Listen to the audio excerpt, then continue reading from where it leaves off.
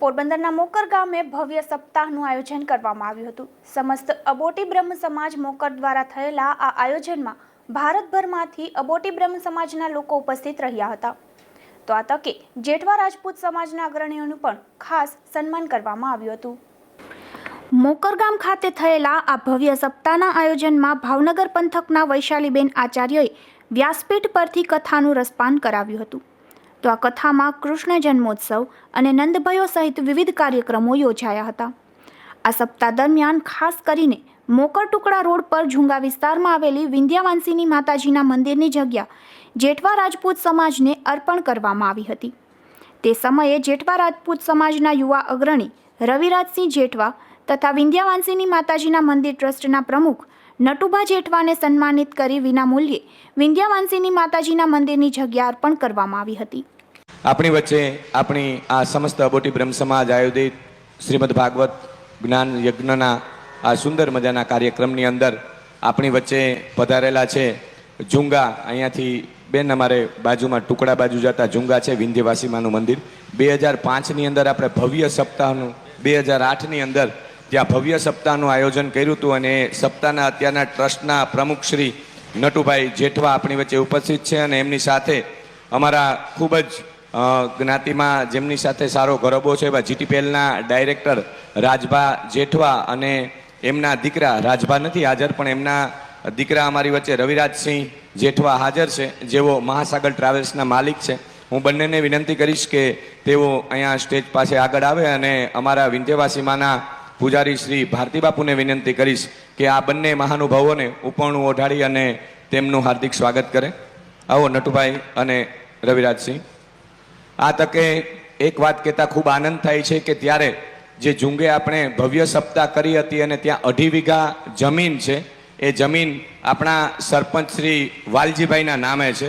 તો કમિટીએ આવું સુંદર મજાનું અને હર્ષોલ્લાસ સાથે જ્યારે આપણે અહીંયા શ્રીમદ ભાગવત સપ્તાહ ઉજવી રહ્યા છીએ ત્યારે એ 2.5 વીઘા જમીન આપણે ઝુંગા ટ્રસ્ટને કમિટીના નિર્ણયથી આપી દઈએ છીએ, જે વાલજીભાઈના નામે।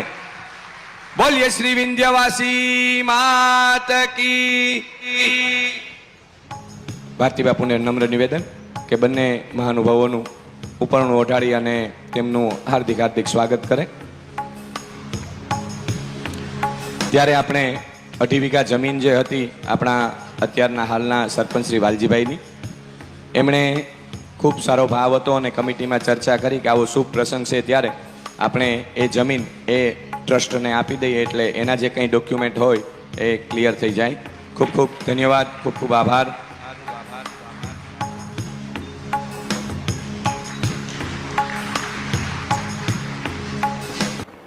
પોરબંદર જેઠવા રાજપૂત સમાજના કુળદેવી વિંધ્યાવાંસીની માતાજી છે, તો મોકરિયા સમાજના કુળદેવી પણ વિંધ્યાવાંસીની માતાજી છે। ત્યારે વર્ષ 2005માં ઝુંગા ખાતે માતાજીના મંદિરે એક સપ્તાહનું આયોજન થયું હતું। તેવા સમયે આ જગ્યાની ખરીદી મોકરિયા સમાજે કરી હતી।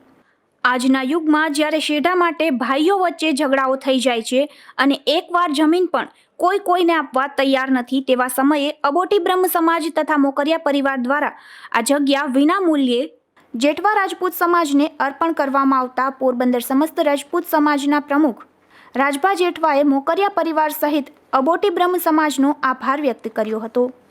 ગઈકાલે રાણાવ નજીકના મોકર ગામે સપ્તાહમાં મારા મિત્ર વાલજીભાઈ, આમ તો ગોસા હોળી પછી પડવાના દિવસે એક ત્યાં માતાજીનું નિવેદ થતા હોય છે, ત્યારે હું ત્યાં ગયો ત્યારે એક અમારા એક ચર્ચા એ લોકો તરફથી ગોસા ગામવાળા તરફથી મારી સાથે કરેલી કે ભાઈ માતાજીને અડીને એક જગ્યા છે તે મોકર ગામના ટ્રસ્ટના બધા વતી અને વાલજીભાઈના નામે છે। એટલે ત્યારે તે ત્યાંથી મેં મારા અંગત મિત્ર વાલજીભાઈને ફોન કર્યો કે વાલજીભાઈ આ જગ્યા તમારે 2008માં સપ્તાહ કરી હતી એ દરમિયાન આપણે લીધેલી હતી, તો આના આપ જે કહો જે કિંમત થતી હોય એ અમે આપને ગોસા ગામ તરફથી જેઠવા સમાજ તરફથી આપણે પૈસા આપી તો આ મંદિરમાં ઉપયોગી થાય છે। વાલજીભાઈ ત્યારે એવું કીધું કાંઈ વાંધો નહીં ભાઈ, હું જોઈ લઉં છું।